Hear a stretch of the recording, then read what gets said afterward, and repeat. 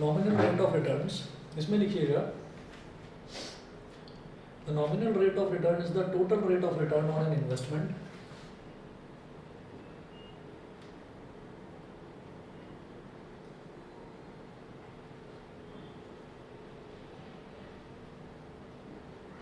the nominal rate of return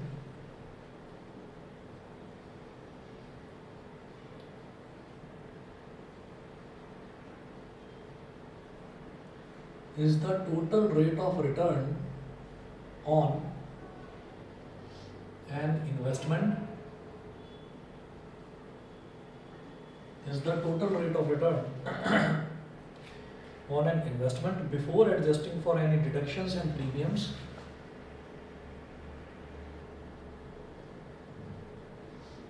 before adjusting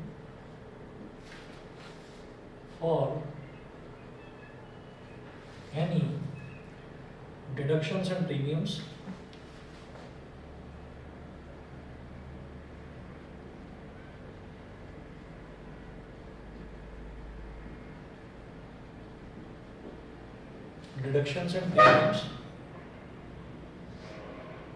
such as investment fees, tax expenses, such as investment fees, comma, tax expenses, comma, inflation, etc.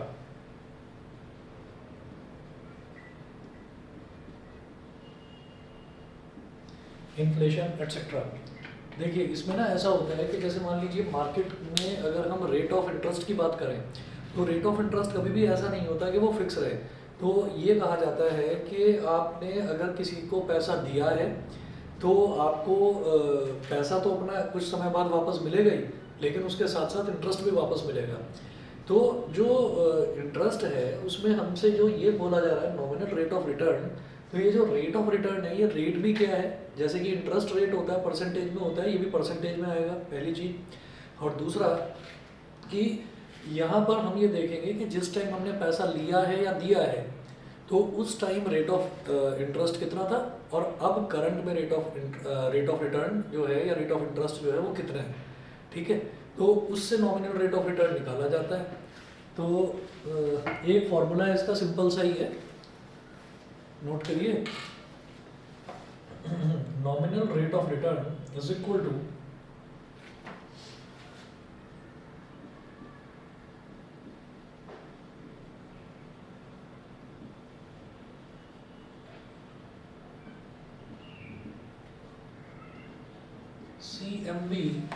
CMV minus OIV upon OIV, CMV minus OIV upon OIV into 100। सिर्फ इतना करना है। यहाँ पर आप लिखेंगे where CMV ये क्या है, ये है current market value of investment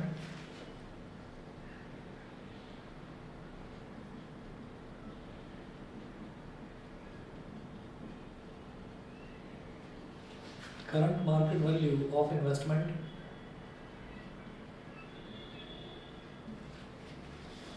or OIV is original investment value, original investment value. अब आप इसके क्वेश्चंस देख लीजिए, दो क्वेश्चंस हैं यहीं पर 24 पेज नंबर 24.25 पर नीचे दे रखा है इलस्ट्रेशन 1। इसमें है Ronit made an investment of ₹2,25,000 in a no fee fund for 1 year. No fee fund का मतलब क्या है कि मतलब जो उसने पैसा लगाया है 2,25,000 रुपये, वो टोटल उसका इन्वेस्टमेंट माना जाएगा। उसमें किसी तरीके की कोई मार्केट में जैसे पैसा लगाते हैं तो मार्केट में पैसा लगाने में कई बार ऐसा भी होता है कि हमें फंड में पैसा लगाने के लिए फंड की कुछ फीस देनी होती है। तो नो फी फंड है, मतलब किसी तरीके की कोई उसमें हिडन फीस या हिडन चार्जेस नहीं है। फिर वो बोलते हैं at the end of the year the value of the investment increases to 2,50,000, find the nominal rate of return percent on his investment. मतलब एक साल बाद जो उसने 2,25,000 रुपये लगाए थे उस पैसे की वैल्यू बढ़कर 2,50,000 रुपये हो जाती है। तो वो पूछ रहे हैं नॉमिनल रेट ऑफ रिटर्न, आप बताइए। तो ये जो इलस्ट्रेशन 1 है इसमें हम क्या करेंगे, nominal rate of return, nominal rate of return is equal to CMV minus OIV upon OIV into 100।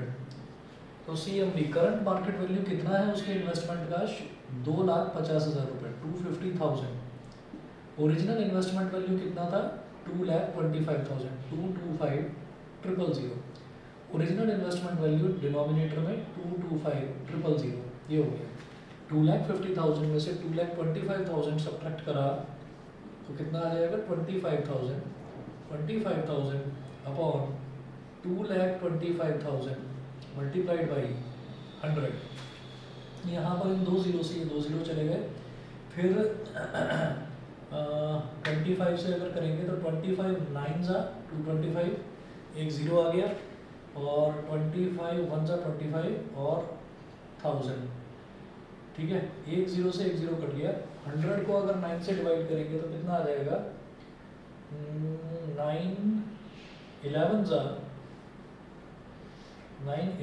99, और 100 में से 99 सब्ट्रैक्ट करेंगे तो आएगा 9 1 जा 9, 11.11। तो 11.11% आ गया आपका नॉमिनल रेट ऑफ रिटर्न। बताइए जी, क्लियर है? ठीक है, अगला इलस्ट्रेशन देखिए इसका, इलस्ट्रेशन 2।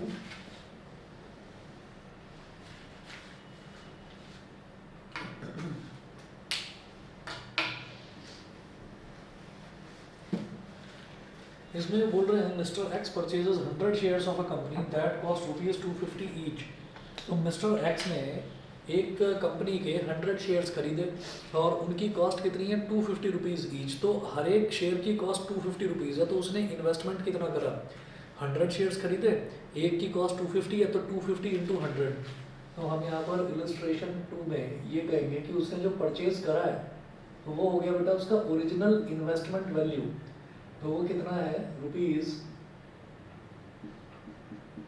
इंटू 250 कर दिया, ठीक है, क्योंकि 100 शेयर्स लिए हैं, 250 ईच है। तो क्या हो जाएगा, ₹250 और 2 जीरो और लगा दीजिए, ठीक है। फिर बात करेंगे करंट मार्केट वैल्यू की। अब वो बोल रहे हैं कि इसकी current value after 1 year the price of each share rose to ₹300। एक साल बाद जो हर एक शेयर का जो प्राइस था, जो पहले ₹250 था, वो बढ़कर ₹300 हो गया। तो अब क्या करेंगे, उसकी करंट मार्केट वैल्यू कैसे निकलेगी, शेयर तो उतने ही है 100 शेयर्स, अब एक शेयर की कॉस्ट कितनी है, ₹300। दोनों को मल्टीप्लाई करिए, कितना हो गया, ₹30,000, ये हो गया। तो ऐसे में nominal rate of return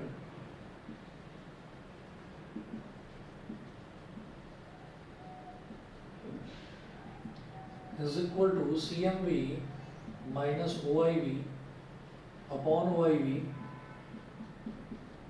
into 100। CMV कितना है, 30,000, माइनस OIV कितना है, 25,000, अपॉन OIV कितना है, 25,000 इंटू 100। तो 2 जीरो से 2 जीरो कट गया, 30,000 माइनस 25,000 कितना हो गया, 5,000 अपॉन 250, जीरो से जीरो कट गया, 25 2 जा 50 और एक जीरो आ गया। तो ये कितना आ गया नॉमिनल रेट ऑफ रिटर्न, 20%। ये हमारा इलस्ट्रेशन 2 था, ठीक है। उसके बाद देखिएगा अगला जो टॉपिक है हमारा बेटा वो है compound annual growth rate, CAGR। ये बेटा रहा हूँ यहाँ से,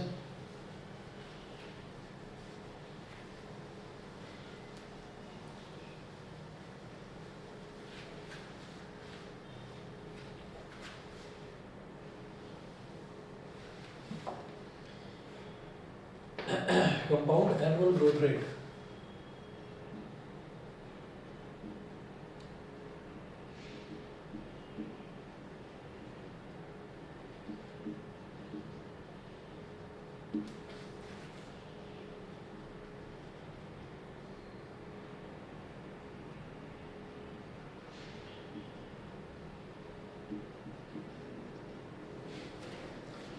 कंपाउंड एनुअल ग्रोथ रेट देखिएगा, इसमें क्या करना है, ऐसा होता है कि जैसे मान लीजिए हमने बोला कि कोई भी हमारे पास कोई भी हमने कहीं पर इन्वेस्टमेंट करा, हम उस इन्वेस्टमेंट में ऐसा होता है कि हमने जब हम इन्वेस्टमेंट कर रहे हैं तो हमें जो रेट ऑफ रिटर्न है, जो हमें रेट ऑफ इंटरेस्ट पे करना पड़ता है, तो जनरली वो हमको जो पे करना पड़ता है वो कंपाउंड इंटरेस्ट होता है। सिंपल इंटरेस्ट नहीं होता कहीं पर भी, किसी भी बैंक में भी, कहीं पर भी कोई भी लेंडर अगर अपना पैसा देता है तो वो कंपाउंड इंटरेस्ट ही चार्ज करता है। तो अब कंपाउंड इंटरेस्ट का जो हमको अमाउंट मिलता है उसका फॉर्मूला हम जानते हैं, A is equal to P into 1+r/100 की होल पावर n। लेकिन कंपाउंड एनुअल ग्रोथ रेट, इस एनुअल ग्रोथ रेट का मतलब ये है कि अगर मान लीजिए हमने कंपाउंड इंटरेस्ट दिया, कंपाउंड इंटरेस्ट पर हमने पैसा दिया किसी को, तो हमको कुछ मतलब हमको कुछ पैसा वापस मिलेगा एज इंटरेस्ट। तो हम ये देखेंगे कि हमारा पैसा पहले अगर हमारे पास 10,000 रुपये थे, हमने किसी को लोन दिया, मान लीजिए हम बैंक हैं, हमने किसी को 10,000 रुपये का लोन दिया और हमको मान लीजिए 1 साल बाद 10,000 रुपये के बदले हमको रिटर्न मिलता है 10,500 रुपये या 11,000 रुपये। तो वो जो 1,000 है, वो 1,000 तो मुझे समझ में आ गया कि 1,000 तो हमारा कंपाउंड इंटरेस्ट हो गया, वो तो क्लियर है। लेकिन हमारा पैसा किस रेट पर हमारे पैसे की वैल्यू इंक्रीज हुई, ठीक है, तो उसको बोलते हैं compound annual growth rate. Annual मतलब 1 साल में आपका पैसा किस रेट के साथ बढ़ा। जैसे आपने कभी सुना होगा कि भाई जो व्हीकल्स हैं, व्हीकल्स के प्राइस में इंक्रीज हो गया, तो वो अगर बोलेंगे कि compare to last year 25% price increase हो गया, प्राइस हाइक हो गई 25%, तो वो जो 25% है वो उसका CAGR है, कंपाउंड एनुअल ग्रोथ रेट। मेरी बात समझ में आ गई? Yes sir. ठीक है। अच्छा, इसका एक तरीका है, फॉर्मूला लिखेंगे इसका CAGR का।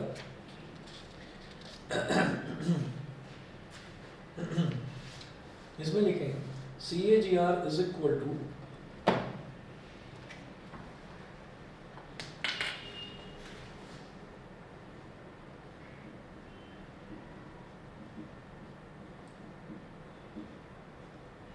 EV अपॉन BV की whole power 1/n -1, where EV upon BV की होल पावर 1/n -1। तो यहाँ पर आप नोट करें, where EV is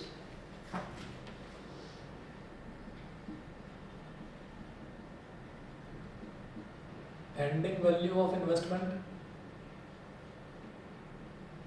ending value of investment, और BV is bond value, beginning value, sorry,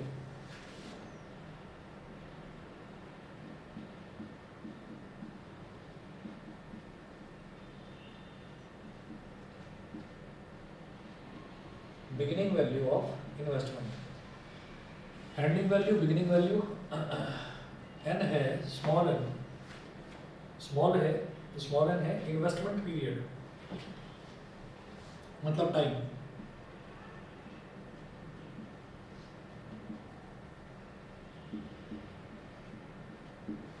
अब देखिए यहाँ पर ना सवाल ये उठता है कि ऊपर 1/n है, मान लीजिए 1 मतलब मान लीजिए n जो है इन्वेस्टमेंट पीरियड मान लीजिए 2 ईयर्स है, एनुअल ग्रोथ रेट पूछी जा रही है, तो मान लीजिए 2 ईयर्स है, तो 1/2 यानी कि स्क्वायर रूट लेना है, स्क्वायर रूट लेना हमको आता है, स्क्वायर रूट तो हम ले सकते हैं। हम मान लीजिए n की वैल्यू 3 है, तो इसका मतलब क्यूब रूट, तो क्यूब रूट लेना वो भी हम जानते हैं, क्यूब रूट भी हम ले सकते हैं। लेकिन अगर मान लीजिए n की वैल्यू 4 आ जाए, 5 आ जाए, 6 आ जाए, 7 आ जाए, तो फिर तब हमको प्रॉब्लम होगी उस केस में। तो ऐसे में यहाँ पर जो इन्होंने एल्गोरिथम दे रखा है RD शर्मा में, ये तो कह रहे हैं कि साइंटिफिक कैलकुलेटर यूज़ करके आप उसका आंसर निकालिए, साइंटिफिक कैलकुलेटर या फाइनेंशियल कैलकुलेटर। लेकिन वो चीज़ अलाउड है नहीं। तो जहाँ पर भी इस तरीके की वैल्यू होगी वहाँ पर आप ये देखना कि आपको क्वेश्चन में उसकी वैल्यू दे रखी होगी, उसकी जैसे पावर 1/10 है मान लीजिए किसी की भी, तो उसकी वैल्यू दे रखी होगी। तो वहाँ से जब वो वैल्यू दे रखी होगी तो आप वहाँ से एक चीज़ तो समझ जाएंगे कि आपको ending value upon beginning value की पावर में जो भी है वो आपको अगर क्वेश्चन में गिवन है तो आपको जो भी वैल्यू गिवन है उसमें से 1 सब्ट्रैक्ट करना है। तो CAGR एक टॉपिक है अलग से जो हमको पढ़ना है, लेकिन वो इतना आसान है कि आराम से आप उसको कर सकते हो, मतलब बस करके दिखाना होगा ही मैंने EV अपॉन BV की होल पावर 1 अपॉन n में से 1 माइनस कर दिया। देखो अभी क्वेश्चन देखेंगे इसमें।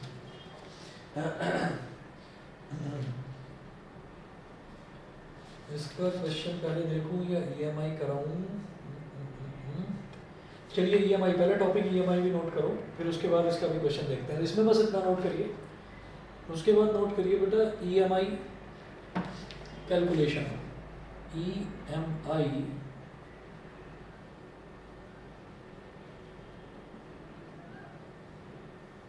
कैलकुलेशन, EMI कैलकुलेशन में नोट करिएगा एन इक्वेटेड मंथली इंस्टॉलमेंट, जिसको कि EMI बोलते हैं, an equated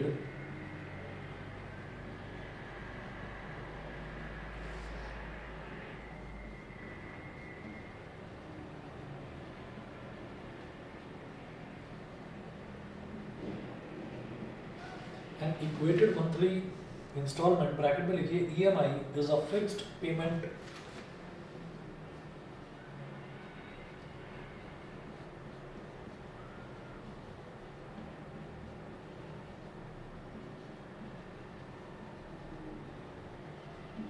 is a fixed payment made by a borrower to a lender. Fixed payment made by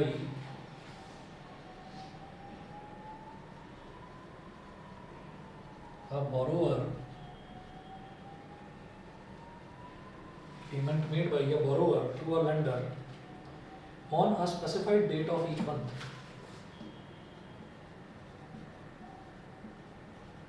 On a specified date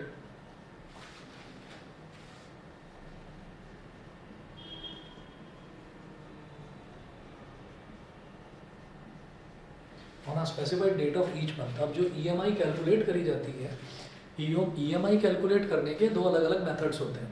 क्या methods हैं? एक method होता है बेटा फ्लैट रेट मेथड, एक है reducing balance method. Flat rate method में क्या होता है, फ्लैट रेट मेथड जनरली कोई प्रेफर नहीं करता।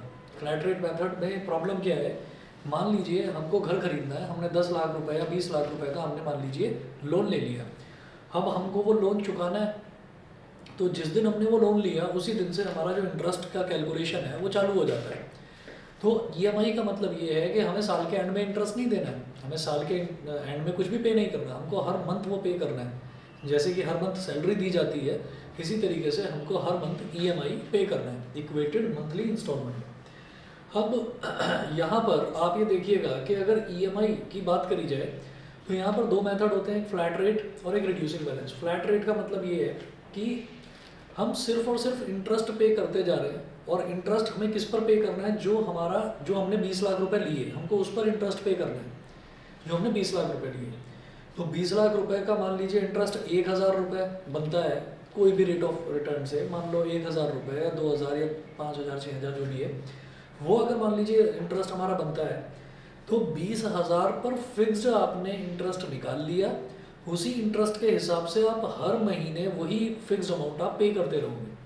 आपका जो प्रिंसिपल अमाउंट है 20 लाख, वो 20 लाख रुपए पर ही आपको, मतलब अगर 10 साल का आपने लोन लिया है तो 10 साल तक भी आप उसी पर 20,000 पर ही इंटरेस्ट आप पे करते रहेंगे, 20 लाख पर, सॉरी। अब दूसरा आता है reducing balance method. Reducing balance method ही जनरली सब जगह चलता है। रिड्यूसिंग बैलेंस मेथड क्या है?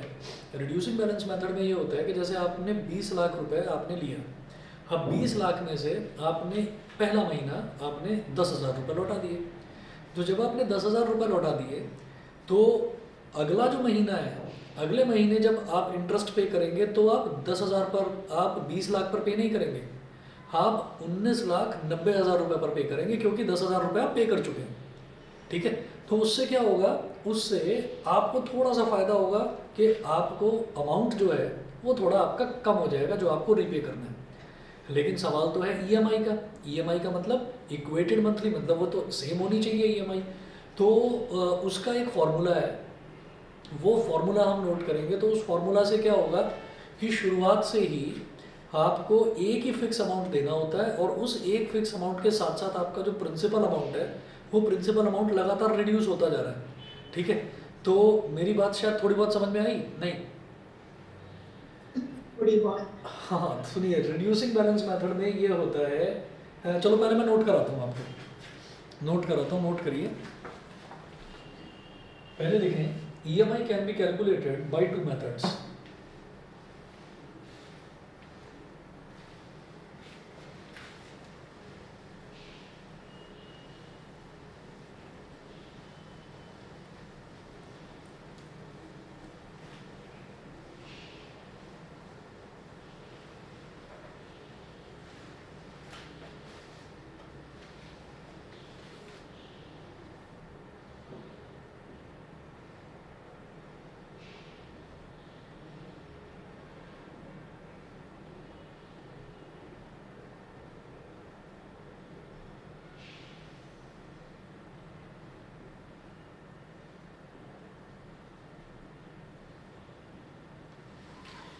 EMI can be calculated by two methods. First है flat rate method.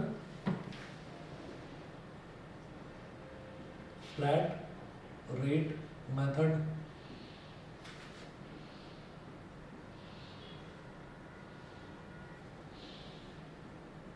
Flat rate method. इसमें नोट करिएगा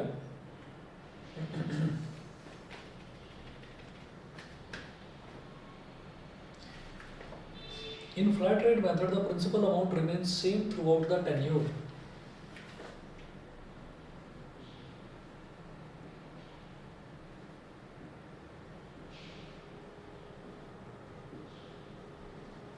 In flat rate method the principal amount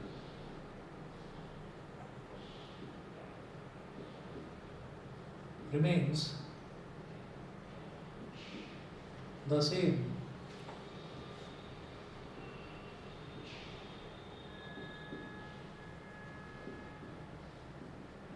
throughout the tenure. Remains the same throughout the tenure. And the interest is charged on it at a constant rate. And the interest is charged on it at a constant rate. And the interest is charged on it at a constant rate throughout the loan tenure. Throughout the loan tenure. Tenure का मतलब बेटा होता है period. Full stop.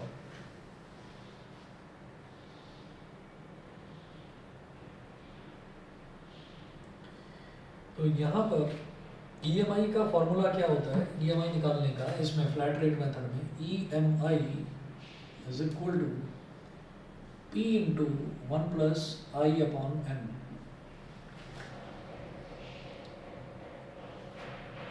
Sorry I plus 1 upon N है. I plus 1 upon N.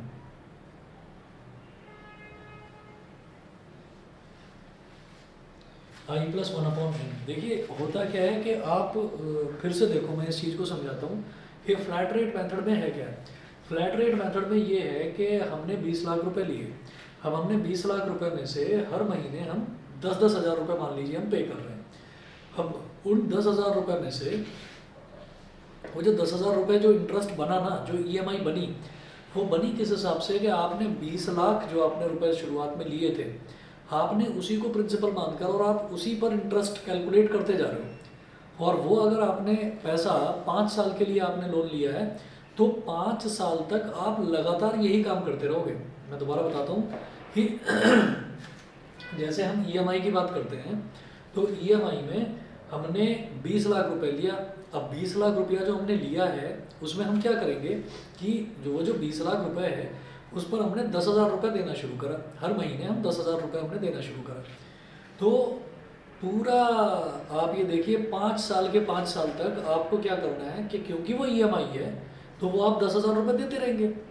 ठीक, तो वो जो 10,000 रुपये कैलकुलेट करके आया है ना, वो कैसे आया कि आपने 20 लाख रुपए पर ही आपने पूरे 5 साल के कितने महीने हो गए, एक साल में 12 महीने होते हैं तो टोटल 60 मंथ्स हो गए. तो आपने 60 मंथ्स का कैलकुलेशन कुछ इस तरह से करा कि 10,000 रुपये महीना आपको पे करना पड़ेगा. ठीक, अब वहीं हम आते हैं रिड्यूसिंग बैलेंस मेथड पर। तो रिड्यूसिंग बैलेंस मेथड में भी क्या हुआ कि रिड्यूसिंग बैलेंस मेथड में भी आपको पता है 60 मंथ्स है। तो उसमें फॉर्मूला क्या काम करता है रिड्यूसिंग बैलेंस मेथड का कि पहले महीने जो आपका इंटरेस्ट लगेगा, तो पहले महीने जो इंटरेस्ट लगेगा वो आपका पूरा 20 लाख रुपए पर लगेगा। दूसरे महीने जो इंटरेस्ट लगेगा, अगर आपने 10,000 रुपये लौटा दिए हैं तो दूसरे महीने अब जो प्रिंसिपल अमाउंट अब रह गया वो 19,90,000 रुपये रह गया। तो दूसरे महीने जो इंटरेस्ट लगेगा वो 19,90,000 पर लगेगा, तीसरे महीने 19,80,000 पर। तो ऐसे धीरे धीरे करके प्रिंसिपल अमाउंट रिड्यूस होता जाता है। और प्रिंसिपल अमाउंट रिड्यूस उसमें भी होता है, लेकिन उसमें शुरुआत में ही कैलकुलेट कर लिया कि भाई आपको हर महीने इतना ही देना है आपको ईएमआई, वो इतना ईएमआई आपका 20 लाख रुपए पर है। ठीक है, तो यहाँ पर जो ईएमआई है, यहाँ पर जब हम बात करते हैं रिड्यूसिंग बैलेंस मेथड की, तो यहाँ पर आपको ईएमआई थोड़ा कम पे करना पड़ता है। यहाँ पर आपको हो सकता है 10,000 रुपये की जगह हो सकता है 8,000 रुपये पर ही आपको ईएमआई देना पड़े। क्यों? क्योंकि हर महीने जो कंपाउंड इंटरेस्ट लगता है वो रिड्यूसिंग बैलेंस पर लगता है कि आपका जो बैलेंस आपने ले रखा है उधार, वो धीरे धीरे धीरे धीरे रिड्यूस होता जा रहा है। मेरी बात शायद समझ में आ गई होगी अब। Yes sir. ठीक है, तो ये सिर्फ जो मैं आपको समझा रहा हूँ ये समझाने वाली बात हो गई। अब हम बात करते हैं कि हमें एग्जाम में क्या करना है। एग्जाम में क्वेश्चन आएगा, तो अगर फ्लैट रेट मेथड आ जाता है तो सीधा ये फॉर्मूला लगाओ, ये प्रिंसिपल है, ये इंटरेस्ट है, और ये जो एन है ये नंबर ऑफ पीरियड्स है। नंबर ऑफ पीरियड्स कैसे कि ये एक तरह से आप ये मान लीजिए कि नंबर ऑफ मंथ्स है, नंबर ऑफ मंथ्स है, क्योंकि इक्वेटेड मंथली इंस्टॉलमेंट है ना, तो मंथ की बात करेंगे हम। ठीक, चलिए जी, उसके बाद आप जो हैं एक चाहे तो मैं आप कहो तो मैं इसका एक क्वेश्चन करवा देता हूँ। इलस्ट्रेशन दे रखा है बेटा सीधा एग्जाम, ये जो है ना फॉर्मूला बेस्ड है। फ्लैट रेट मेथड जहाँ पर लिखा हुआ है पेज नंबर 24.27 पर, उसके नीचे इलस्ट्रेशन दे रखा है, खुद कर लेना, फॉर्मूले में वैल्यू डालनी है, आंसर निकालना है, कुछ नहीं है इसमें। ठीक, ओके सर। हाँ जी, मैं अगला बता रहा हूँ, रिड्यूसिंग बैलेंस मेथड सेकंड। क्योंकि देखिए हमारे पास कोई सैम्पल पेपर वगैरह जो है नहीं है, पहली बार ही इसका ये होगा, तो या आ गया इसका सैम्पल पेपर अप्लाइड कर। तो अप्लाइड का आया तो है, मैंने देखा नहीं। अच्छा, तो उसमें भी ये देखेंगे कई बार ऐसा भी होता है कि ना डिफरेंस भी आ जाता है। ये मेजर मेथड्स हैं दोनों, रिड्यूसिंग और फ्लैट रेट। तो रिड्यूसिंग बैलेंस मेथड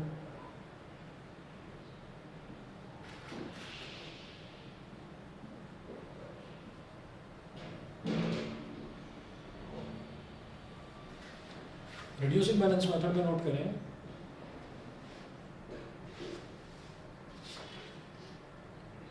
इसमें है in reducing balance method principal paid back gets deducted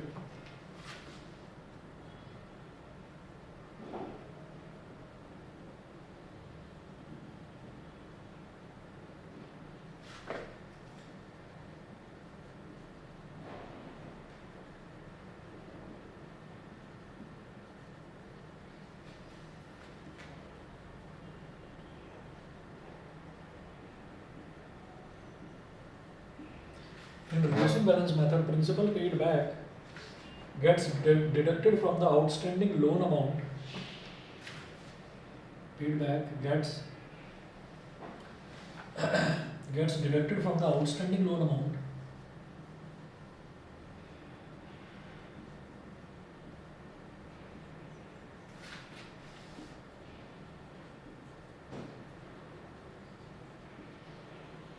अच्छा मन्नत, ये वाले चैप्टर के बाद कौन सा करना है चैप्टर? तो इसके बाद इसी का सेकंड सेकंड पार्ट तो हट गया बेटा सिलेबस में से, मैंने चेक करा था। जो सेकंड पार्ट है ना, हाँ नहीं मैंने चेक करा था, मैंने चेक करा था सेकंड पार्ट। मतलब जो फाइनेंशियल मैथमेटिक्स वाली आपकी यूनिट है ना, आई थिंक यूनिट नंबर 8 है शायद, शायद एक बार देख लेना। इसमें डेप्रिसिएशन लास्ट टॉपिक है, जो इस चैप्टर का लास्ट टॉपिक है। उसके बाद जो सेकंड में दे रखा है, सेकंड में आपको कुछ भी नहीं करना है, फाइनेंशियल मैथमेटिक्स सेकंड में। Okay sir. हाँ, ये सेलिंग द स्टॉक, और ये आपका जो है स्टॉक्स हो गया, और शेयर्स हो गया, डिबेंचर्स हो गया, ये कहीं पर भी नहीं है, ये कट चुका है। तो मुझे हाँ सॉरी, मैं देख ही रही हूँ, वो डेप्रिसिएशन तक की है। हाँ डेप्रिसिएशन तक ही है, उसके बाद आपको कुछ नहीं करना है।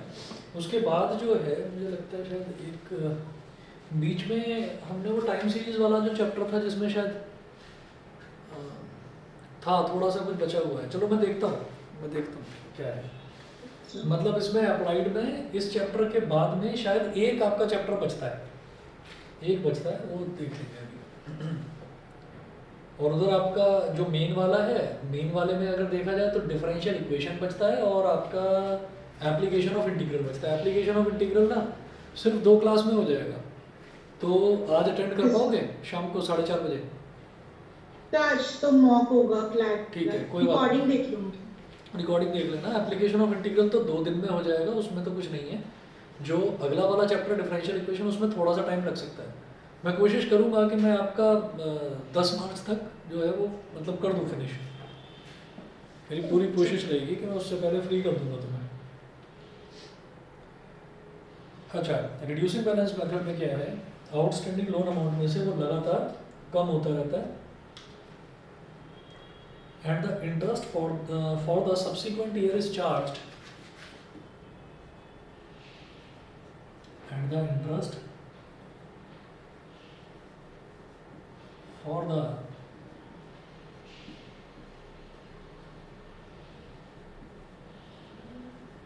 subsequent year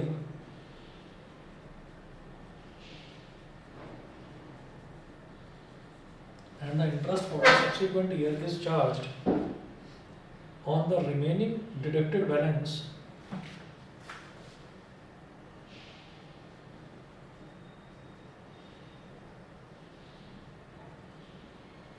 on the remaining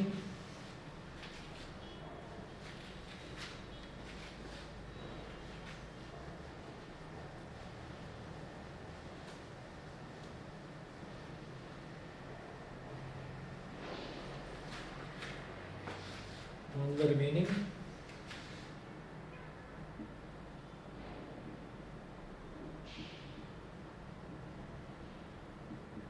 remaining deducted balance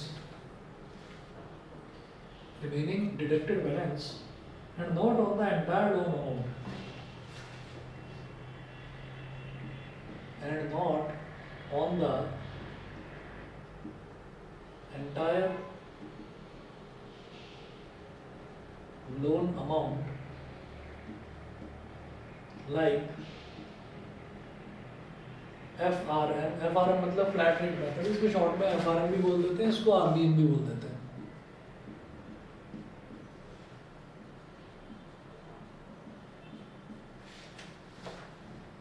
ठीक है जी। और इसका जो फॉर्मूला है वो नोट करें। जैसे यहाँ पर EMI था, ऐसे इसमें जो EMI है उसका फॉर्मूला है EMI is equal to PI upon 1 minus 1 plus I 1 minus 1 plus I 1 minus 1 plus I की whole power minus M 1 minus 1 plus I की होल पावर माइनस M। ये आपका EMI कैलकुलेशन वाला था। अब इसके बाद बेटा ये जो है ना एग्जाम्पल 1 2 3 4 5, सिर्फ ये 5 एग्जाम्पल करने हैं, सिर्फ ये 5 एग्जाम्पल करने हैं। और उसके बाद हमारा जो डेप्रिसिएशन वाला है, डेप्रिसिएशन वाले में केवल 2 एग्जाम्पल करने हैं। तो ये आपकी यूनिट खत्म हो जाएगी। एग्जाम्पल नंबर 1 देखिए, बिल्कुल सीधा सीधा है। इन्होंने बोला अमन बोरोड अ होम लोन। अच्छा, इसमें ये जो 4-5 एग्जाम्पल्स हैं, इसमें CAGR का भी क्वेश्चन होगा, इसमें आपका EMI का भी होगा और इसमें आपका नॉमिनल रेट ऑफ रिटर्न का भी होगा। कुछ है नहीं, सीधा फॉर्मूला डालो, आंसर निकालो। ये जो 2-3 टॉपिक्स हैं आसान है। देखिए सबसे पहले देखो, Aman borrowed a home loan amount of rupees. हाँ, और इसकी डेफिनेशन ज़रूर कर लेना, क्योंकि ये ना प्रैक्टिकल टॉपिक है EMI वाला, जिसको ज़्यादातर अगर आपका वाइवा होता है तो टीचर पूछेंगे ज़रूर। तो Aman borrowed a home loan amount of rupees 5,000 मतलब कितना हो गया, 50 lakhs।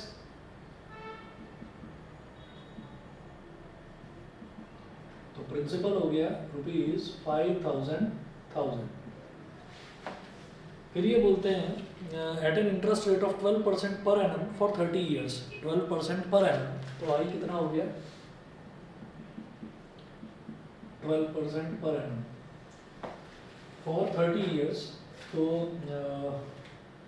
जो हमारा ये इंटरेस्ट है ये पर एनम है, इसको मैं मंथ के हिसाब से निकालूंगा, तो परसेंटेज हटाएंगे तो बेटा नीचे 100 आ जाएगा, और जब मंथ के हिसाब से लगाएंगे तो नीचे 12 भी आ जाएगा, तो 12 से 12 कट गया, 1/100 यानी कि 0.01 पर मंथ। दिखाई दे रहा है? नहीं, इधर लिख रहा हूँ 0.01 पर मंथ, ये हमारा रेट ऑफ इंटरेस्ट हो गया। उसके बाद कितने सालों के लिए लिया है वो देखिएगा, वो बोल रहे हैं कि ये लिया है 30 ईयर्स के लिए, तो हमारा नंबर ऑफ मंथ्स कितने हो गए, एक साल में 12 मंथ्स, तो 30 ईयर्स में कितने, 360। ठीक है, अब आप ये देखो इस क्वेश्चन में सारी चीज उन्होंने एक ही चीज से समझ में आ जाती है। वो बोल रहे हैं गिवन 1.01 की होल पावर, गिवन 1.01 की whole power minus 360 is equal to 0.0278168, 0.0278168। ठीक है, तो ये चीज इन्होंने दे रखी है।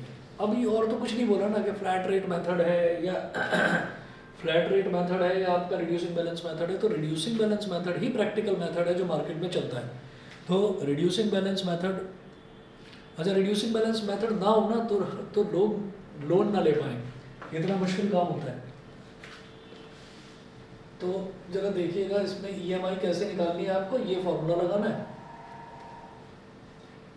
फॉर्मूला लगाकर सिर्फ कैलकुलेशन है, कुछ भी इसमें ज़्यादा सोचने विचारने वाला कुछ है ही। देखो जरा, जैसे पी है, तो पी कितना दे रखा है यहाँ पर 5,000, तो इस केस में हमारा ईएमआई जो निकलेगा तो है पी है 5,000 मल्टीप्लाइड बाई आई कितना है, आई है 0.01 अपॉन 1 माइनस 1 प्लस आई, तो 1 प्लस 0.01 की होल पावर माइनस 360। ठीक है, अब ये 0.0 ये है, तो इसमें अगर हम इसको काट देंगे तो 2 0 कट जाएंगे यहाँ से, भाई 1/100 आ जाएगा, 2 0 से 2 0 कट गया, तो ऊपर अब बचा 5 के आगे 4 0, 50,000 अपॉन 1 माइनस ये 1.01 की पावर माइनस 360 ये दे रखा है 0.0278168। छोड़ दो, वरना कर लोगे। ठीक है, इसको करना। अगला वाला भी क्वेश्चन 4-5 एग्जाम्पल दे रखे हैं, आपको एक्सरसाइज करने की कोई जरूरत नहीं है क्योंकि सीधा सीधा फॉर्मूला बेस्ड क्वेश्चन है। बस ये 5 एग्जाम्पल ट्राई करना, हो जाते हैं बहुत बढ़िया, नहीं तो मैं करा दूंगा। अगर कहेंगे तो कल सुबह आपकी क्लास लेकर खत्म करा देते हैं इस यूनिट को, डेप्रिसिएशन बस एक टॉपिक बच रहा है। ठीक है, लेकिन कल तो कल नानू नहीं सर, कल सुबह ही पेपर है।